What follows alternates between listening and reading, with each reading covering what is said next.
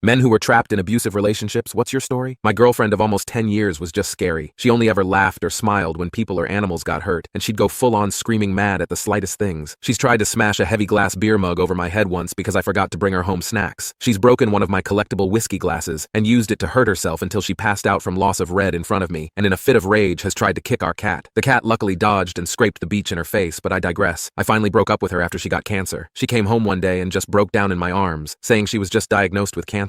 I asked her questions about it because this was so sudden it almost made no sense, but she just flipped out and begged me to take care of her. I obliged, and for months I was on her side. I saw her lose her hair, I sold some of my own things to foot her medical bills, and even isolated myself from my friends and family to take care of her. Well, turns out she never had cancer. I found this out when one day I looked through her stack of medical bills when I noticed a calculation error. I called up the hospital the bills were from, and the doctors there confirmed they had no patient by her name. I confronted her about it the next day, and she tried to deny it at first, but eventually admitted it. She never had cancer. She shaved her own head, created false medical bills, and isolated me from my friends, all as a test to see how much I loved her. I broke up with her that day, and that's when things got a whole lot worse. She first moved into her friend Courtney's place, and at first I didn't hear from her for weeks, but then I started noticing strange things around his apartment. Books were moved, alcohol was missing from the fridge, my mirror was moved, and things disappeared from his bedroom. I installed surveillance cameras, and the first time I ever looked through them, my suspicions were confirmed. My now ex-girlfriend had secretly made copies of my house key and was coming into my home when I was at work. I debated about whether or not to call the police, and ultimately made my decision. I left my ex a voicemail, warning her that if she ever tries to come into my home again, I will have her arrested. Well, later that same night, Courtney called me in a panic because my ex listened to the voicemail. She got so angry at my threat, she beat Courtney up, and in a drunken rage left on foot, saying she was going to my place to unalive me. She intended to walk for 2.5 hours through a snowstorm to get to my place. I of course called the police instantly, and they found her walking on the side of the road carrying a hunting knife. They checked her into an inpatient mental health facility, and since then, I have moved. She still reaches out to me to this day, however, threatening to find me and unalive me.